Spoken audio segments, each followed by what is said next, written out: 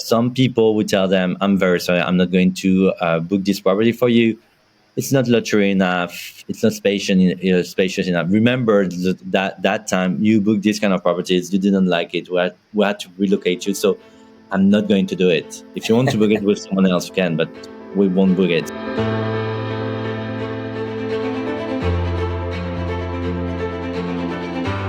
Welcome to Behind the Stays, a podcast that shares the stories behind your favorite boutique hotels, short-term rentals, and hospitality brands, and the hosts, operators, and entrepreneurs who've brought them to life. Every Tuesday and Friday, you'll meet the military veterans, the retired flight attendants, the tech entrepreneurs, the school teachers, the single moms, the hoteliers, and real estate investors, who are all, in their own unique ways, shaping the future of travel and hospitality. Discover how these visionaries from all over the world have built stunning landscape hotels in the mountains, designed bohemian bungalows on the beach, erected eclectic, off-grid, nature-immersed escapes, and so much more.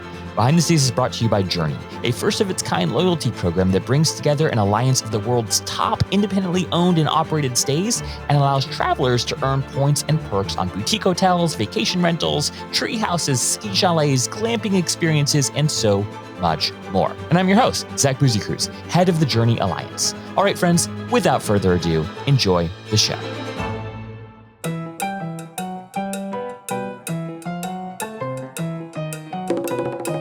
He's a host who always pushes for one last drink, a curator who unlists homes to protect his brand, and an operator who builds taste and then builds on the logistics.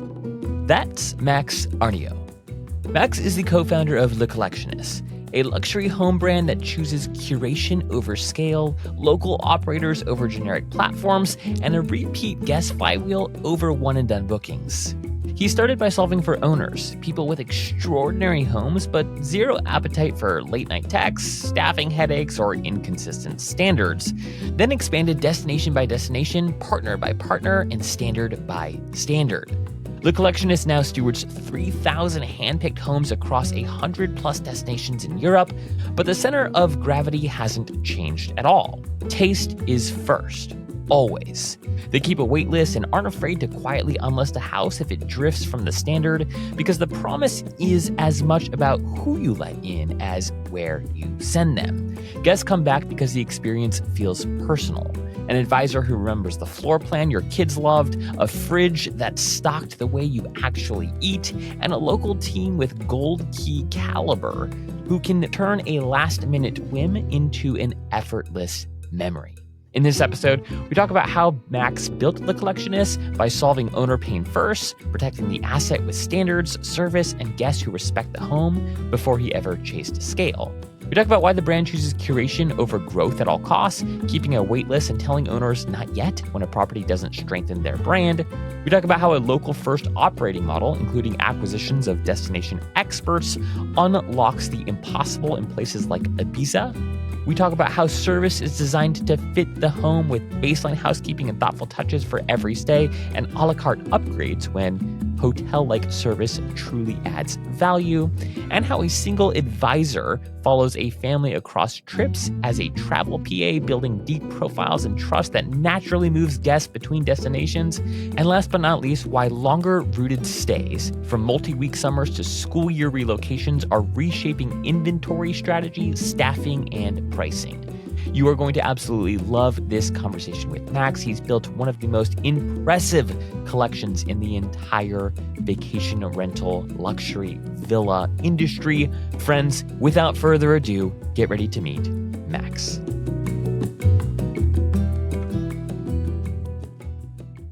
All right, Max, we are live. Good sir. Welcome to the show today. How are you doing? I'm fine, thank you. Thank you so much for having me. To be honest, I'm really looking forward to this conversation. So, thanks for having me, Zach.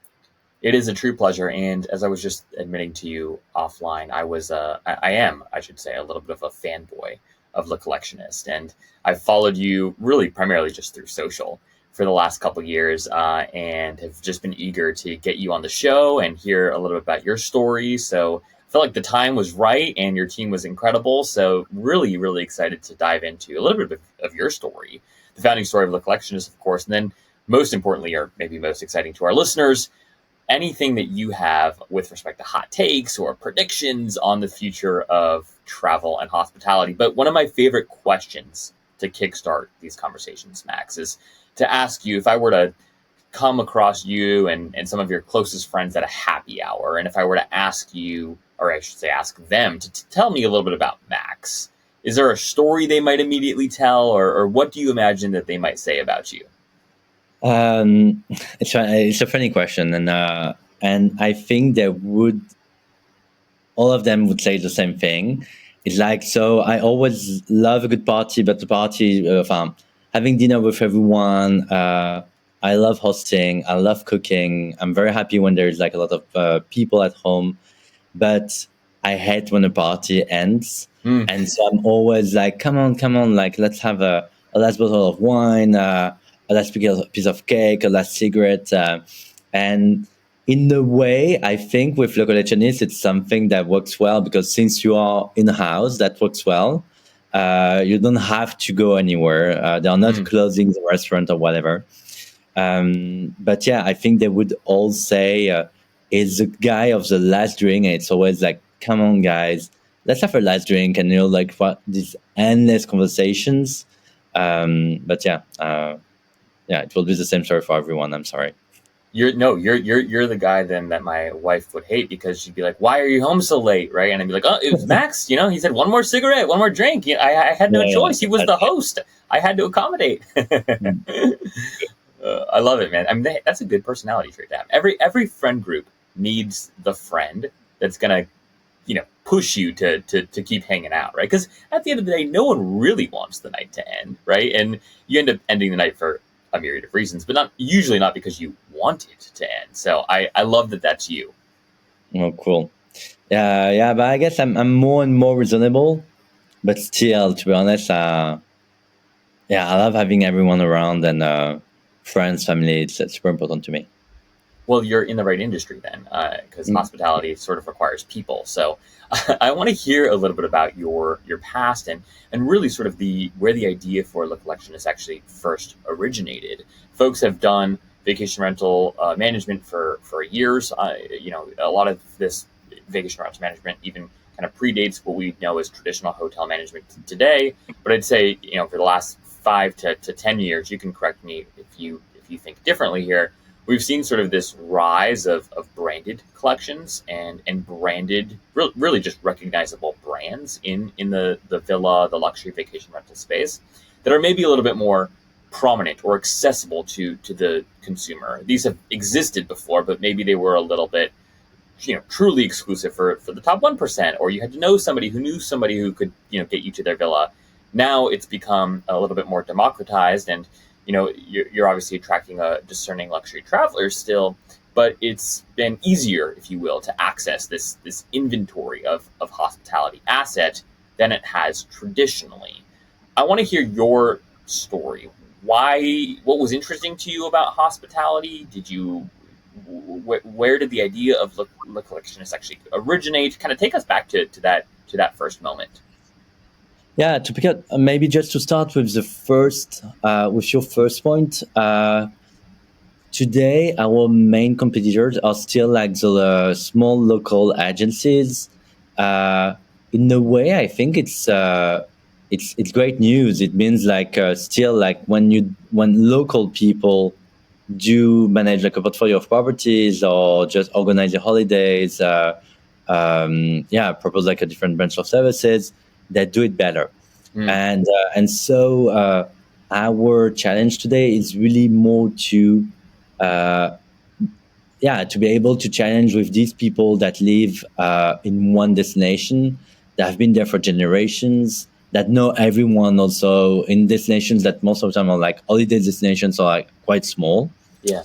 And to be able to bring the same level of service that what they do. And for me, it's a bit different from the segment that you would have with maybe platform like Airbnb, VRBO, HomeAway, where at the end you have like a list of properties, but it's super hard like to to find like a curated list to be sure that you will have like the level of service. So it's a bit different. But I think if you're talking about like luxury rentals, it might be a bit easier, but still, I think like most of the business is still like managed by very local companies. And how it started, to be honest, I think it was more like a business intuition, seeing what was happening with at that time Airbnb, and knowing that owners from luxury properties like that just didn't that they needed support, like they wanted to believe that yes, they can also run their properties for a large amount of money. That would be super interesting for them, but and at that time it was very very like peer-to-peer kind of business. So Yeah. and they didn't want to answer to a guest like how many bathrooms, where's the supermarket, can we add some services. And so to be honest, it was very much more focused on the owner side, and just thinking that this guy wanted to do it but just needed more support. So that's why also why I guess our direct competition were more like local companies. We started with 2 destinations, which was like Normandy, so it's like North Paris, Yep. and Saint-Tropez, so south of France, and and we didn't know like anything about like hospitality or whatever, and we did everything like we answered to the guests. We cleaned the property when it was not clean enough. We did the check-in, check-outs. We managed the services. We did the concierge. Like to be honest, it was kind of it was really like just learning by doing, and it was a great first summer. And even for us, I think it was we needed this first summer to be sure that there was some kind of audience of people with significant means that really wanted to rent properties. Yeah. And what were they expecting at that moment.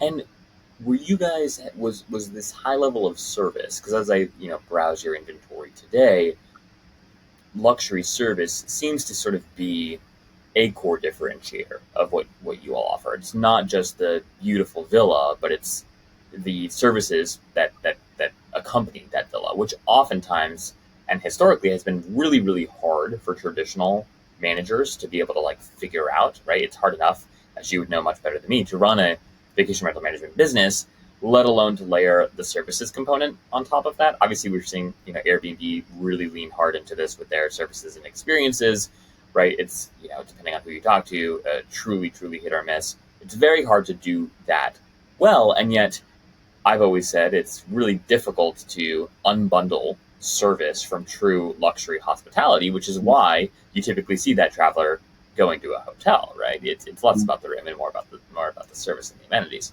So was luxury service always a component from the beginning? And talk to us a little bit about how you've evolved that business model and that revenue stream, because I think it is something that is really hard but really important that many people listening to today's conversation want to figure out how to do better. To be honest, like maybe the first thing we tell our guests, especially if they're like it's the first time they're booking a private property, we explain that it's a very different experience than booking like a hotel room. Yeah. And I think it's super important because at the end, it's not the same thing. And it's funny because like maybe 10 years ago, to be honest, like discussing with medias or even like with friends, and that's a bit sad, but like most of the time it was like women telling me I don't want to do what I do all year long, like grocery shopping, cooking, cleaning. Yeah. And so I was like, oh, you need to upgrade on your husband. That's not okay. But bon, secondly, but now like no, we do propose a range of service. You don't have to cook, you don't have to do the grocery shopping, you don't have to clean. There's like a cleaning team coming every day. So so I think it was like kind of just reassuring that for very basic services compared like to hotel, we were providing the same kind of service. But after, if you want like to get a Coke, you just go and take one Coke in the fridge, There's not someone bringing you, a Coke with a glass Sure. with ice.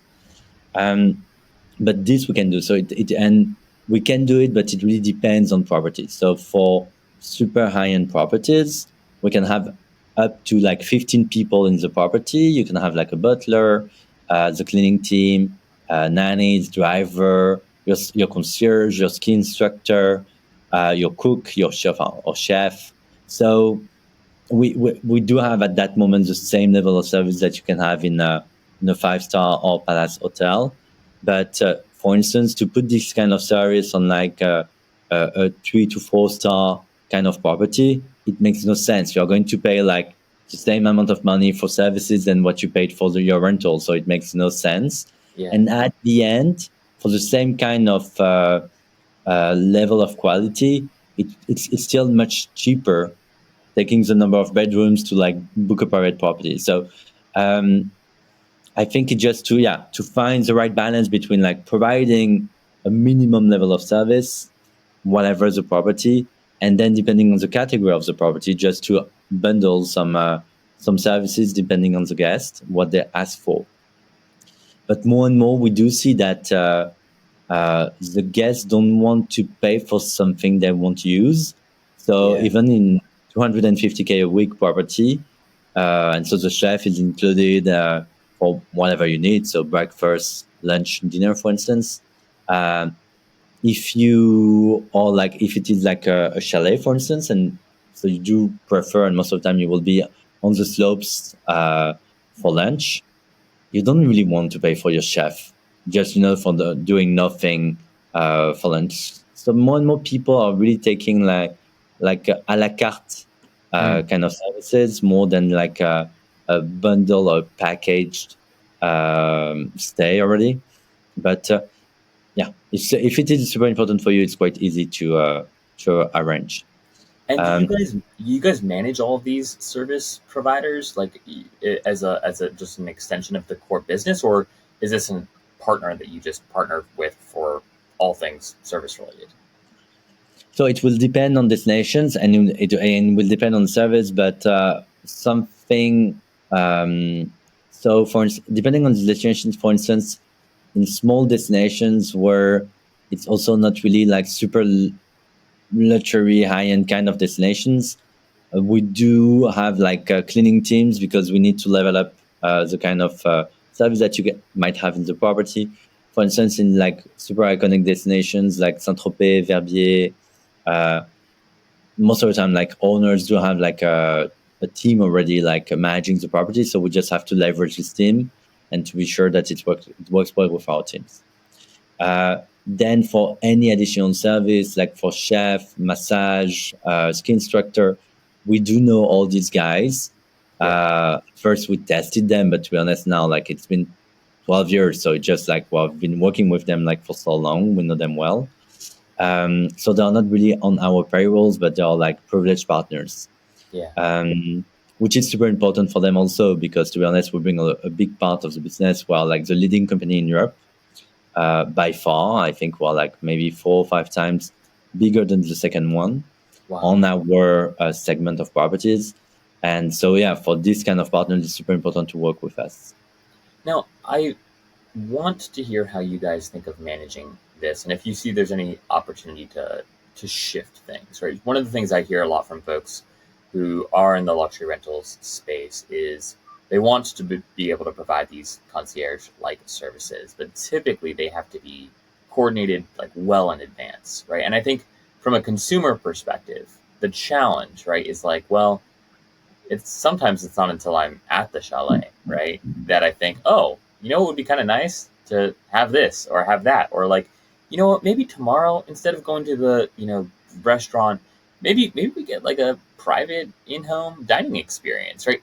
I think what's so difficult, right, especially with today's luxury contemporary traveler, is you don't necessarily want to go into your trip with like everything already fully planned, right? Like you want to leave some room for spontaneity, right? And so how do you guys think about that tension between, hey, there's only so many chefs who can, it's not like you can Uber a chef, right, easily. So how do you think about like the tension between planned services ahead of time versus creating a model that was a little bit more dynamic and in real time for your guests. Do you think that that can work?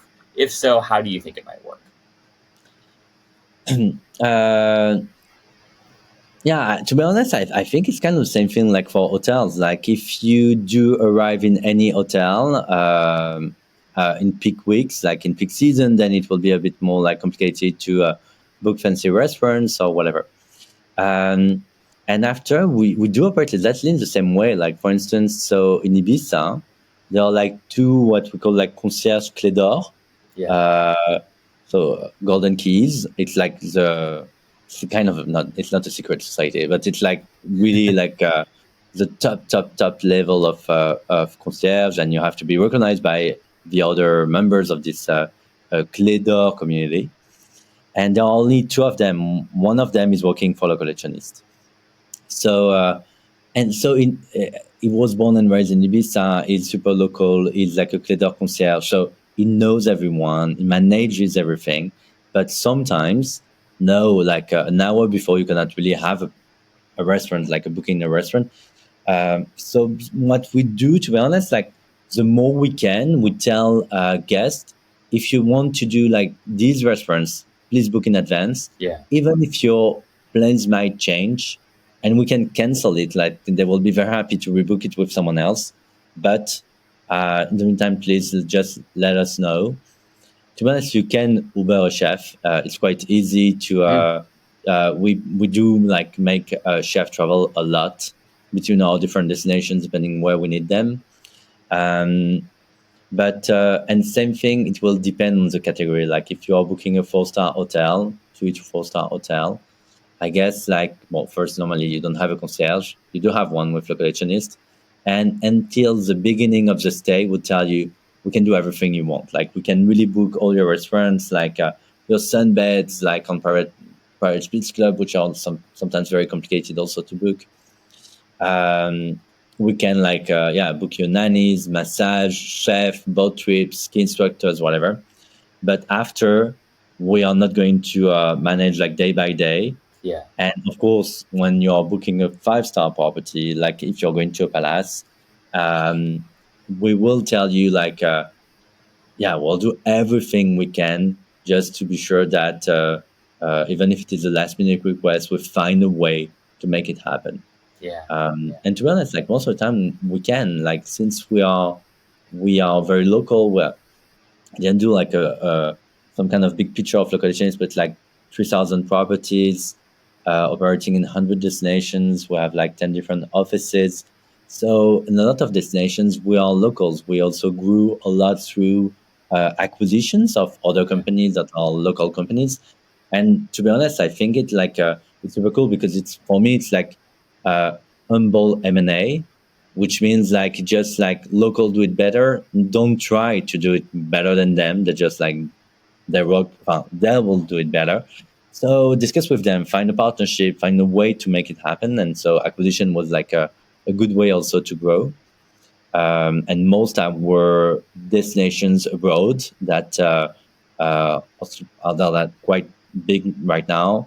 We developed them through acquisitions.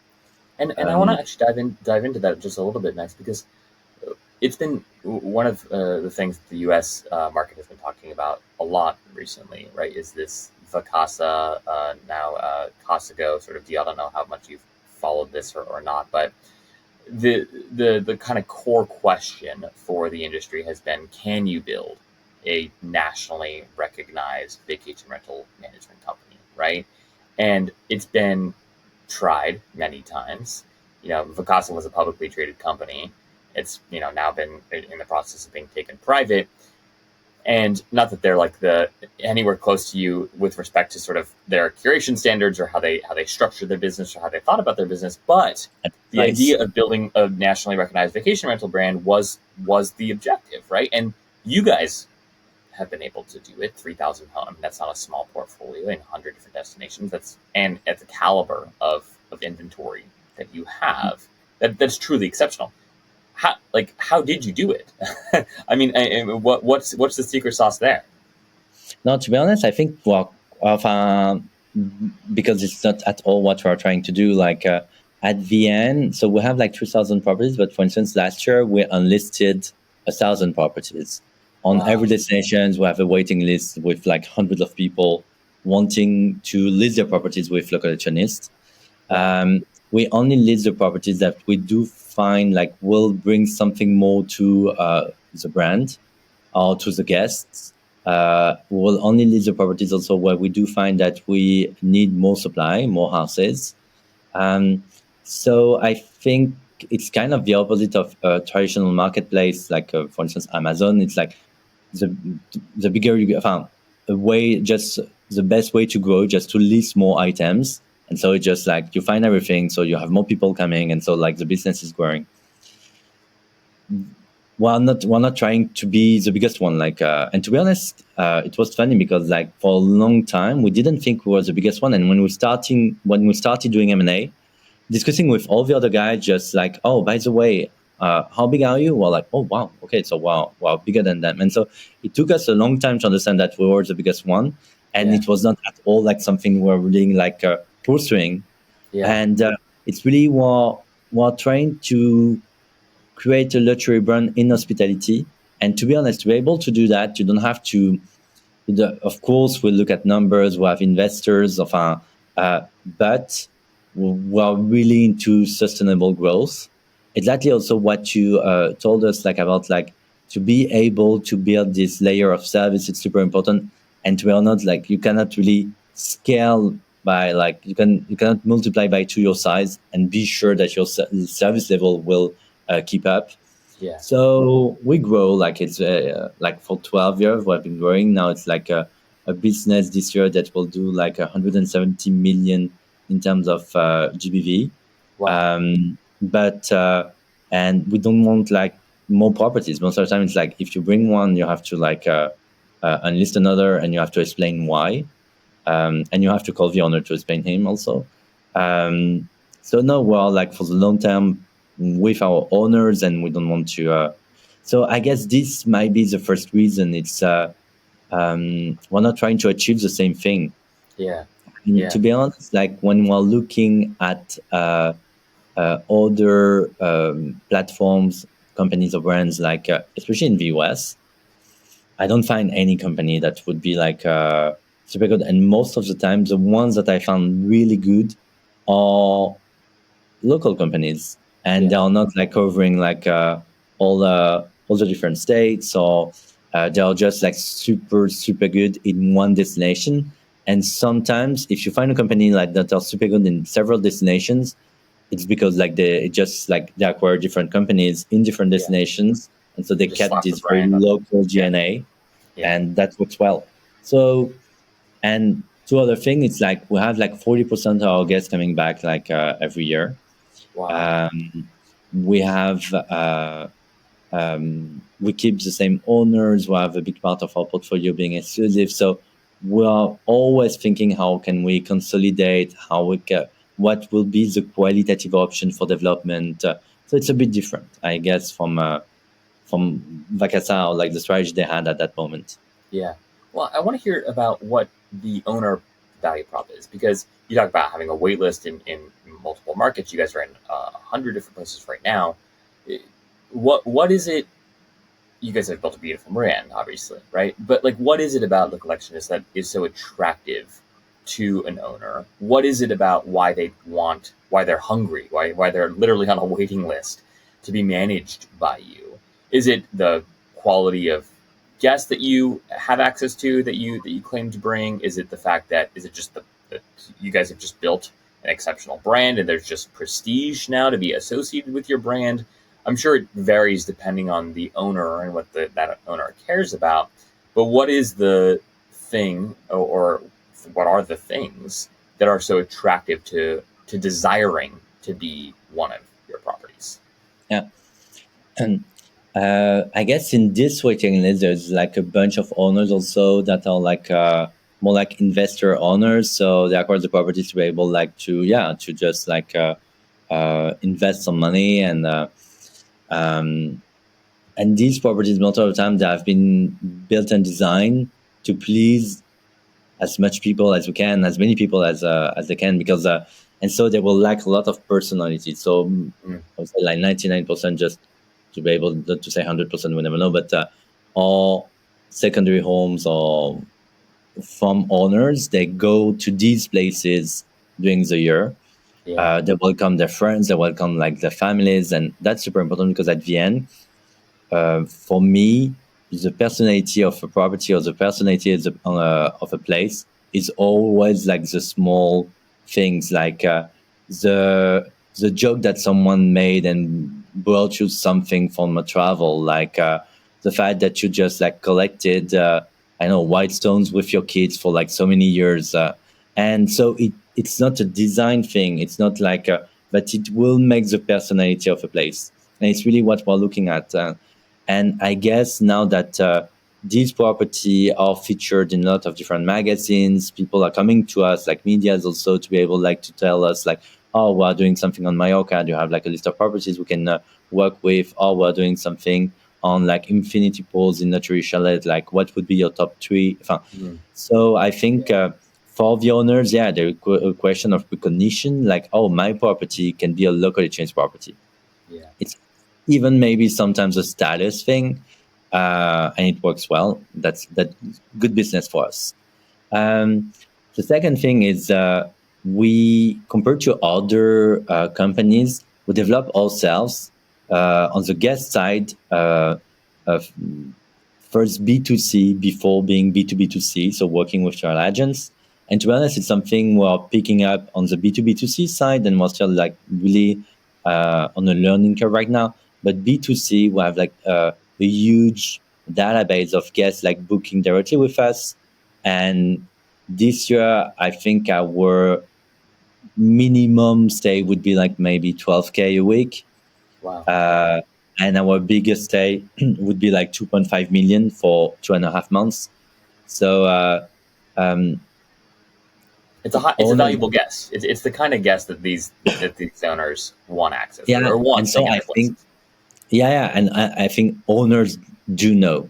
And sometimes they even like in some destinations we do have a monopoly. So for instance, Cap Ferret, which is like a small village next to Bordeaux, quite famous in France, but like Verbier in Switzerland, we do have like all these properties.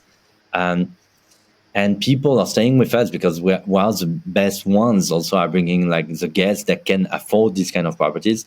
And Yeah. since we have also more and more guests repeating, like coming back every year, in a way we have a due diligence on guests, like the people who are putting in their homes, we had them in another home in another destination before, so we know them well, we know they will behave well, which is super important for an owner for Yeah. obvious reasons. And since we do only B2C, we know them well, really like deeply. What do they do, the age of the kids, the kind of sports they do, what they like when they cook, what they like to eat, whatever. But so I think this changed really everything for the owners, because at the end it's just a question, it's just a business of trust. Yeah. Like owners trusting us with their properties, guests trusting us with like their holidays. So yeah, I think it's the power of yeah, just building this business one more time in a very sustainable way, and being sure that we're working with the best ones, whatever the party. Given your inventory and also your customer base, how involved do you have to be in trip planning before the booking? I'd imagine, right, if folks are going to go spend, tens of thousands of dollars on a week, right, or a couple weeks stay, that level of investment warrants probably some back and forth with someone on your team. I don't know how many folks are instantly booking, right, 100K a week property, maybe their second time once they've stayed with you before. But talk to us a little bit about, I guess, the hospitality that you deliver on the front end of the sales process, and how that might differ from, a different competitor. Because on the one hand, you could have just taken the approach of building like an OTA, right? Like yeah, I don't know what you think of Plum Guide. I don't know if you guys use Plum Guide, how influential Plum Guide is to your business, but they took a curated OTA approach. You could have just done that, and maybe it would have been an easier business. I don't know. You'd have to ask them. But talk to us a little bit about the work involved, because it is this. You're leading folks. Obviously, you have a beautiful website. You guys have a consumer-facing app, right? So, like, you've invested in technology to augment the guest experience. But I would also imagine that there's a fair amount of hand-holding, person to person, that still has to happen. Can you talk to us a little bit about that? Yeah, of course. It's super interesting. Like the conversion rate for a new customer, it's like around 10%. So out of 100 leads, like 10% will book. The conversion rate for like a repeat customer is like 42%. Wow. So I guess, yeah, maybe the first time it's a big amount of money. Even if you're like super rich, if you put like average basket, it's 35K for a week. Okay. If you put like 35K euros like for a week, it is like a lot of money. So so it depends on people. Sometimes you ask for the floor plans. Sometimes you ask for videos just to be sure that it's super calm. And yeah, of course, we'll do everything you need to be able like to feel that's the right place for you. It's a match. It can be a lot of back and forth, and with some booking, especially like long ones, which is like a trend that I think we'll talk about a bit more later, villégiature. But yeah, people do assess everything, and to be honest, I think it's super important. And to be honest, this question just help us also to do like a better due diligence that the one we already did. This way we'll have all the information we can share with like any other guest. And when they rebook, a lot of them rebook the same property. If it was like a good match, then they just rebook the same destination, same property. They have friends coming like every year. So there's some kind of always this kind of community feeling that you will find same friends going to the same restaurants. And if you have like amazing holiday, you just want to repeat like all the time.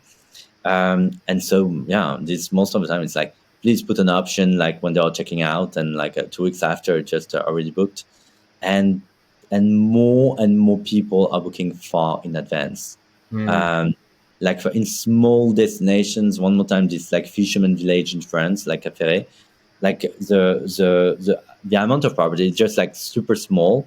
So there is not like thousands of properties like a destination like Ibiza. So if you want to be sure to have like a cool property of a one that is a match for you, then you book 1 year in advance.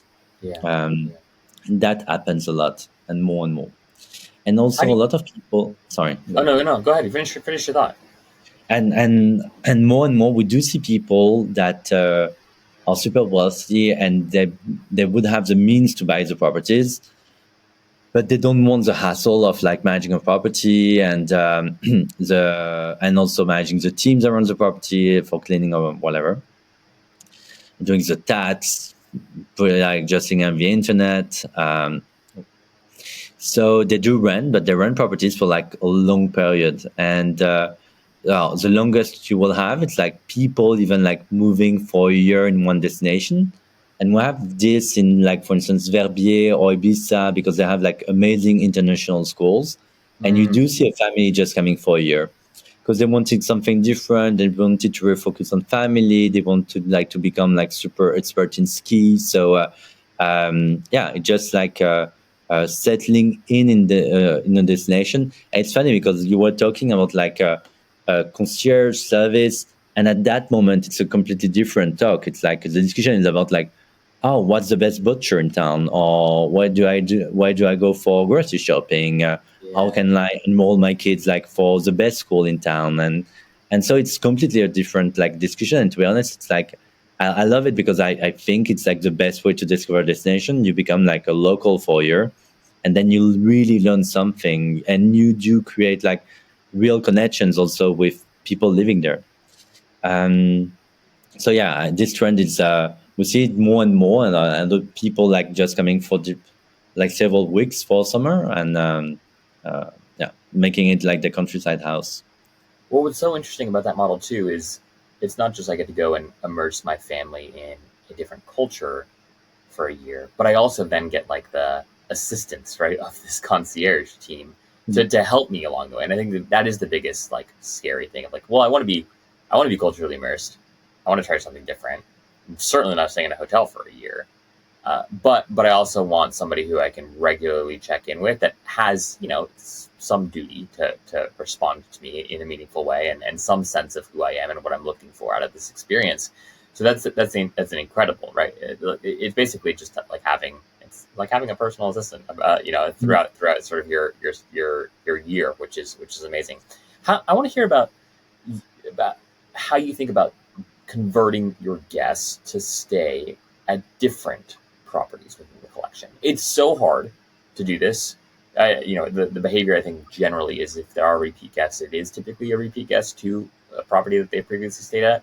And yet from a business perspective and a value prop perspective, where I think you unlock next level potential is when you can you can inspire Zach to come stay at your place in London, but then also your place in Ibiza and also your place in the south of France. How do you guys track that? Do you track it yet?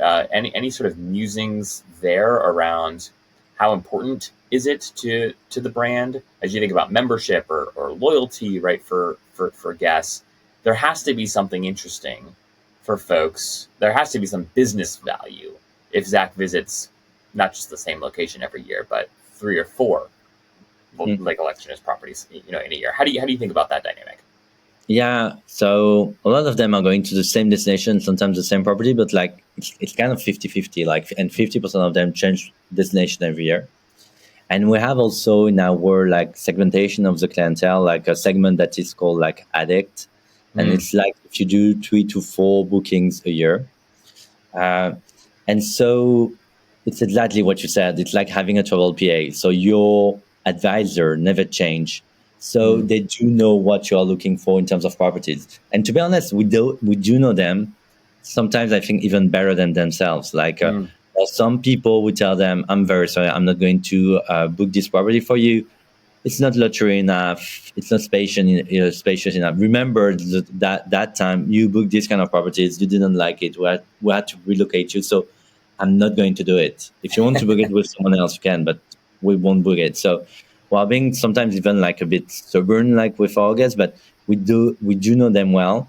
When we're talking about PAs, it's exactly the same thing. It's like being a travel PA.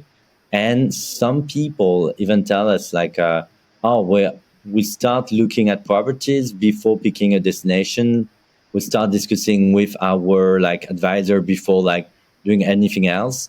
And then when we find the property, we arrange plans around that. Like who is happy to come with us, like family, friends, whatever. But everything is driven by the property first. And after the rest of the trip is arranged around the property. So I guess it's because after you concierge, it will change. If you change destination, you will change concierge. But to be honest, which makes sense because like one more time, it's like having your local friend, knowing everything about the destinations, bringing this local expertise that you want to have, like when you're traveling, just to be sure not to go to this part of town or this beach if it's like super windy. But your advisor is the same one. They know everything about you, what you like, what you don't like, the kids. We know them like so well. So that's the way we make them travel from one destination to another. Because same thing, at the end, they trust us. And when we tell them, "Oh, you should definitely try this property, this destination," most of the time they listen to us. Wow. I mean, that's incredible trust that you all have been able to build. I want to hear about the future a little bit here. So you guys, you mentioned you've got waiting lists in lots of places. There's clearly a lot of demand for the business that you've built.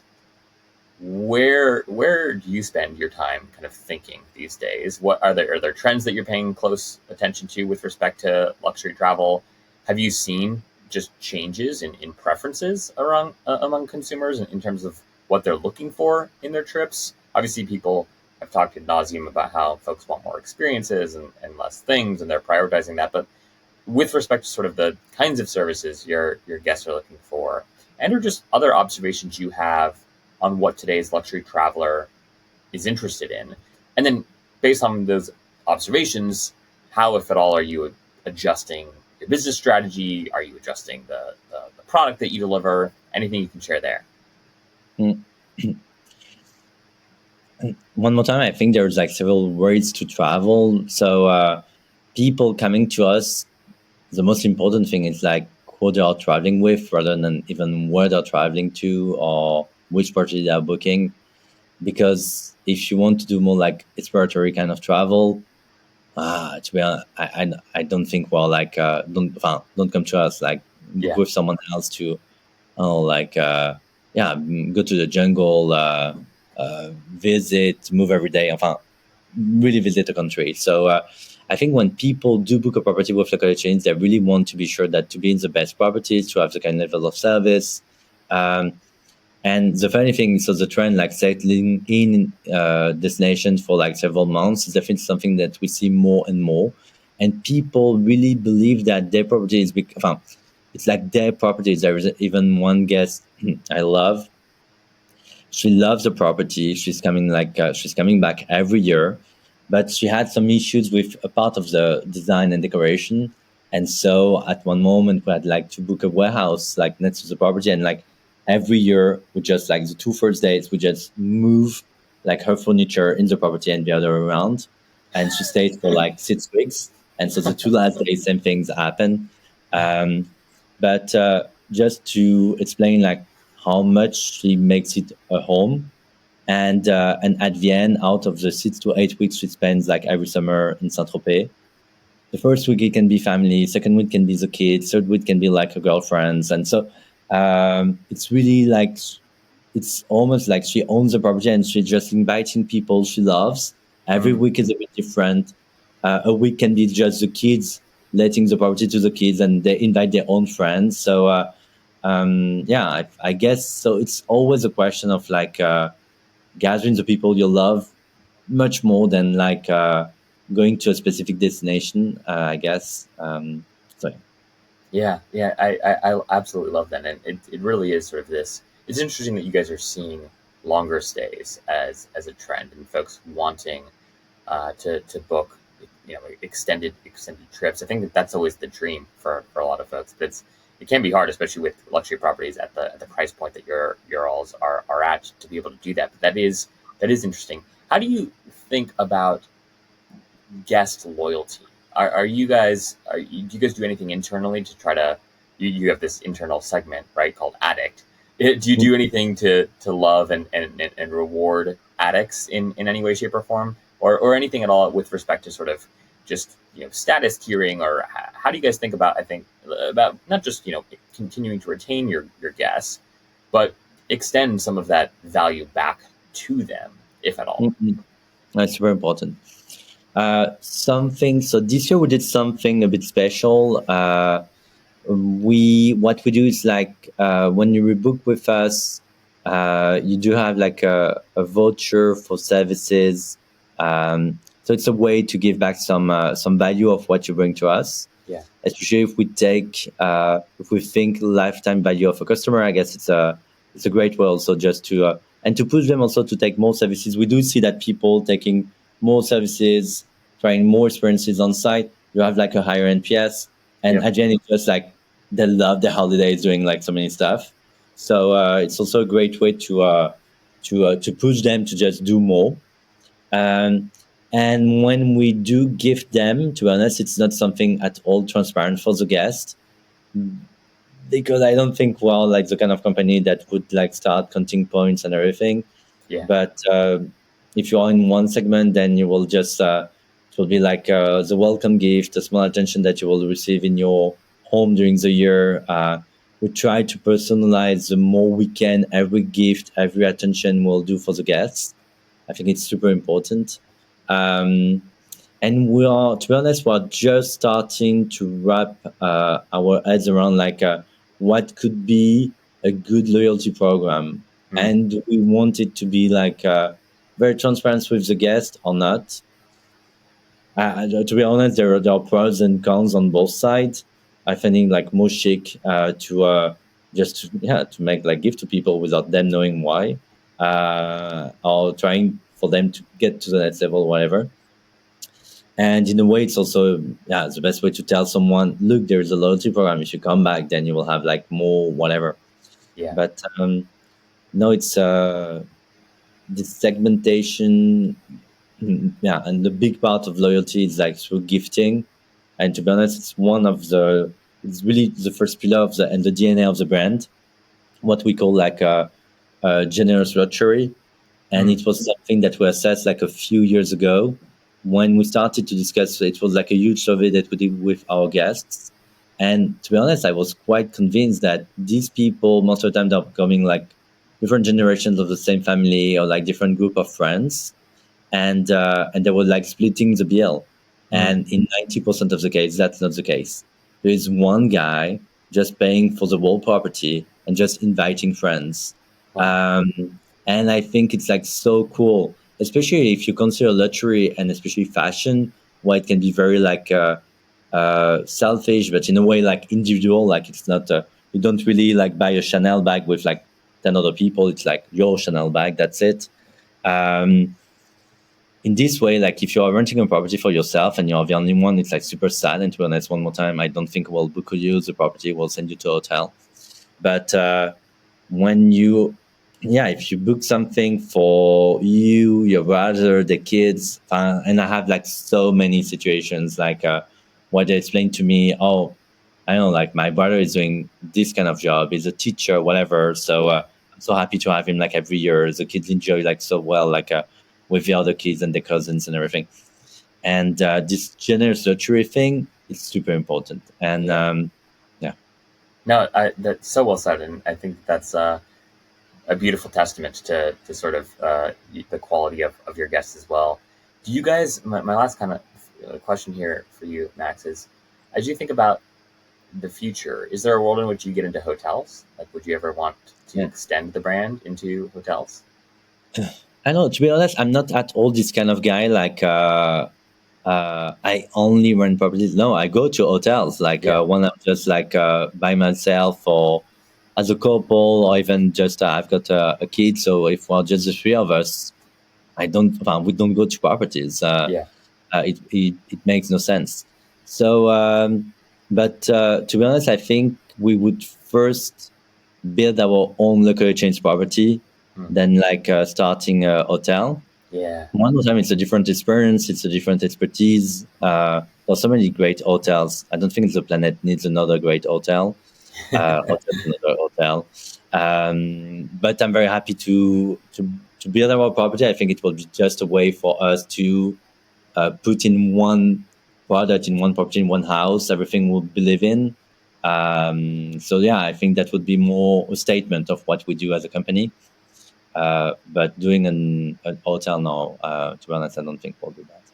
Well, I can't wait to see what a ground-up, purpose-built The Collectionist property would look like. That would be remarkable, and I think a true media event in and of itself. So, Max, thank you so much for your time, man. It's been a total pleasure. Super impressed by the brand that you've built, the business that you've built. And for folks who want to stay connected or learn more, I'll have links to your website in the show notes below, links to your LinkedIn in the show notes below.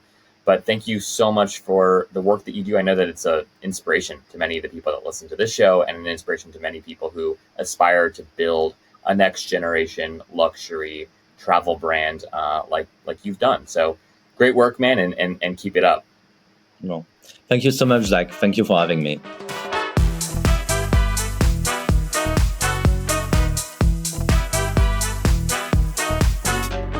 Hey friends, thanks for joining us for this episode of Behind the Stays. I'd love to know what you thought of the episode. Feel free to shoot me a DM on Instagram at Behind the Stays or send me an email at zach@journey.com. If this is your first time tuning in, it's a pleasure to have you and we hope to have you back again soon. But if you've been a listener for a while, I'd greatly appreciate if you'd subscribe to the show if you aren't already, and then leave us a rating and review of the show wherever you're streaming this podcast. Oh, and if you know a hotelier or a hospitality entrepreneur that's building something new and novel, I invite you to introduce them to me so that my team and I can discuss bringing them on the show. Again, you can just shoot me an email at zach@journey.com or a DM on Instagram. Behind the Scenes is brought to you by Journey, a next generation loyalty program built for the modern traveler. We're looking to onboard new boutique hotels, unique stays, and the top vacation rental management companies onto our platform every day. If you're a hospitality entrepreneur who has a stay or a collection of stays with soul, we'd love for you to apply to join our alliance at journey.com/alliance. Again, that's journey.com/alliance. Thanks for being here, y'all. We will see you next time.